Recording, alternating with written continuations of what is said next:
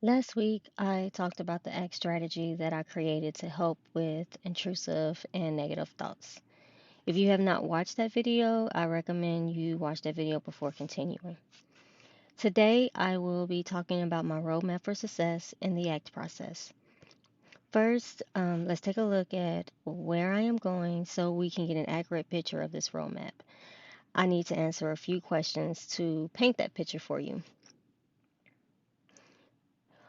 What is it that I want to accomplish, or my vision is to live an emotionally healthy life? How I will get what I want, or my mission is to improve and sustain my emotional health. The plan to get it, or my strategy, is to accept the satisfying, conform the compromising, toss the meaning, or the act strategy. What's needed to make the plan work, or my goal is to program my subconscious to analyze and process thoughts in a healthy way. What I am going to do to make it happen, or my objective, is to process at least 5 thoughts a week that trigger an emotional response. How I am going to make it happen, or my action plan, is to use a consistent process that forces repetitive behavior to create a healthy emotional habit.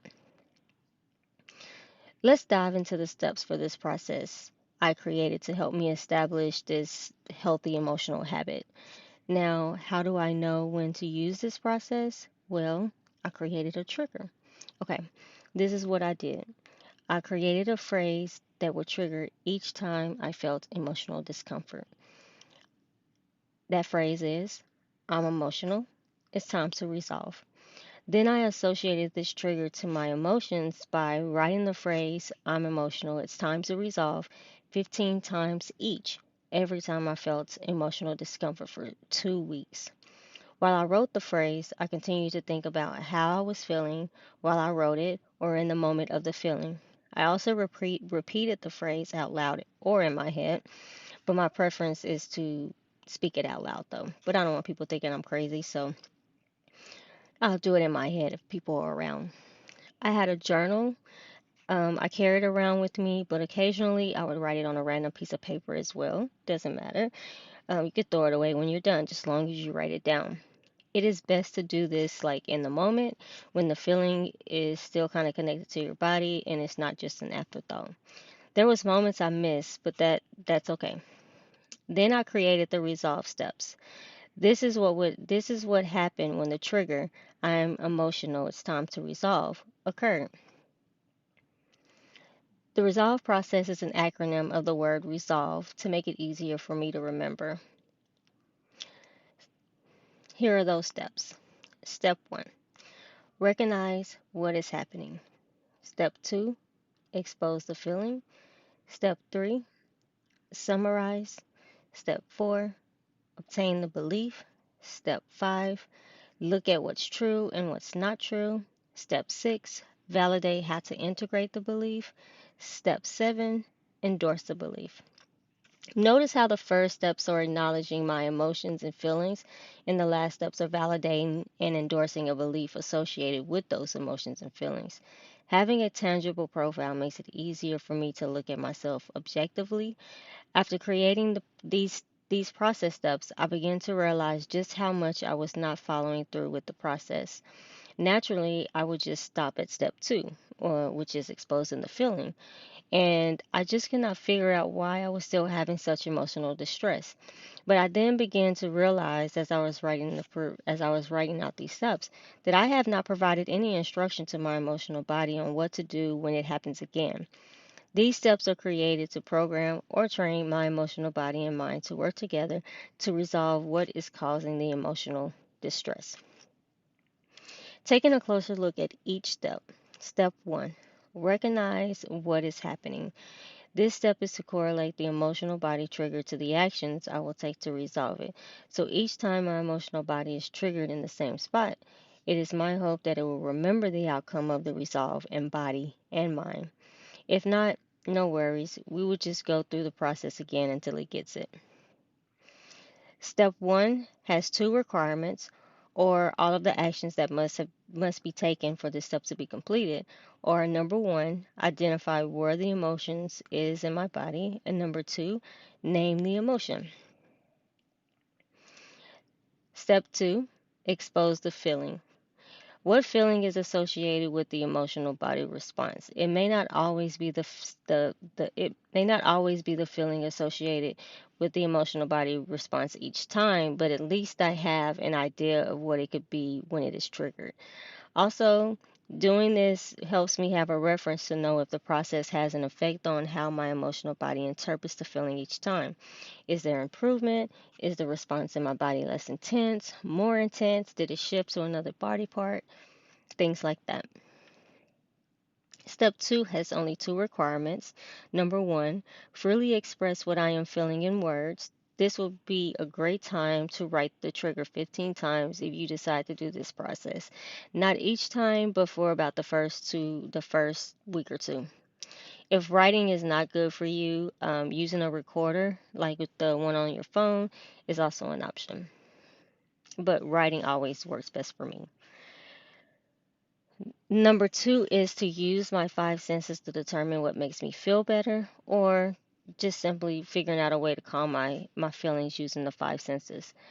Touching, like a stone, rock, or a fluffy bear, smelling, incense, candles, essential oils, seeing, like nature, trees, funny videos, hearing, like water running or music, bird calls, nature, or tasting, some food or drink. Step three, summarize. Just to be clear, a thought is an idea or opinion produced by thinking or occurring suddenly in the mind.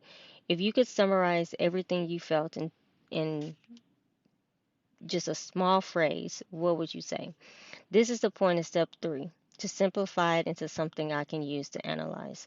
When finished with this step, I may have multiple statements. From this point on, each thought is to be handled individually, or each thought is to go through the next steps individually.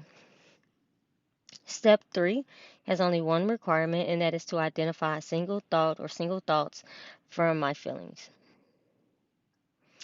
Step four, obtain the belief. We can only be held accountable to what we have control over. This step is to put myself at the center of the thought to help me recognize the power I have over it. This can be very helpful when negative thoughts are fueled by other people, and this often will occur when I am affected by people with narcissistic behaviors or tendencies. Once it has been filtered, I can then extract the belief. Step four has three requirements. Number one, identify all persons involved in the thought. Number two, remove all other persons but myself. And number three, transform the thought into a belief. Step five, look at what's true and what's not true. This step takes the belief produced in step four and proves it to make it true. If the statement was something I truly believe in, it would not be causing me emotional distress. Proof or evidence makes it easier to believe or disbelieve. I should only focus on what I can control, as I did in step four, remove all other people from my assessment, and focus on what I think. Here, honesty is extremely important. I am not trying to create a false belief system, but one that accurately defines where I am now, but also includes, if needed, where I want to be. Step five has four requirements. Number one, identify what it would mean for the statement to be true. Number two, identify what it would mean for the statement to be false. Number three, make a list of all the behaviors that I do that make it true. Number four, make a list of all the behaviors that I do that make it false. Number six, validate how to integrate the belief. The evidence from the true false exercise in step five bring awareness to what is actually true. This step helps me revise the original belief statement to match that evidence. Step six has three requirements. Number one, classify the belief using these general guidelines. If it is true, it means that I listed only behaviors that make it true. If it is partially true, it means that I listed behaviors that make it both true and false. If it is false, it means that I listed only behaviors that make it not true. Number two, Take action based on the following guidelines. If it is true and I am good with it, I accept it. If it is true and I am not okay with it, I conform it. If it is partially true, I conform it. If it is false and I am okay with it, I conform it. If it is false and I am good with it, I toss it. Number 3, rewrite the statement based on these following guidelines. If I am accepting it, I leave the belief statement as it is. If I am conforming it, I write the statement in a way that makes it true based off of the evidence, including true and false evidence, and incorporate how I would want it to be. If I am tossing it, I write the statement as the opposite and incorporate how I would want it to be. Step 7, endorse the belief. As I was saying earlier in the beginning of this video, having a tangible profile makes it easier for me to look at myself objectively. This helps me figure out what I want to change, where I am improving, what works, and what does not work. Step 7 has 3 requirements. Assign a value to the belief. Add the belief to my daily affirmations list. And number 3 is add conform beliefs to a review list.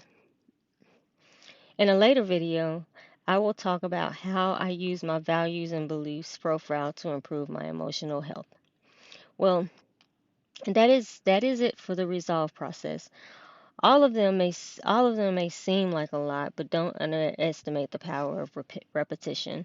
I have seen great progress in reducing my emotional stress following these steps. Next week, I will be going over what tools and resources I use to help me get through the process. Let me know what you think in the comments below.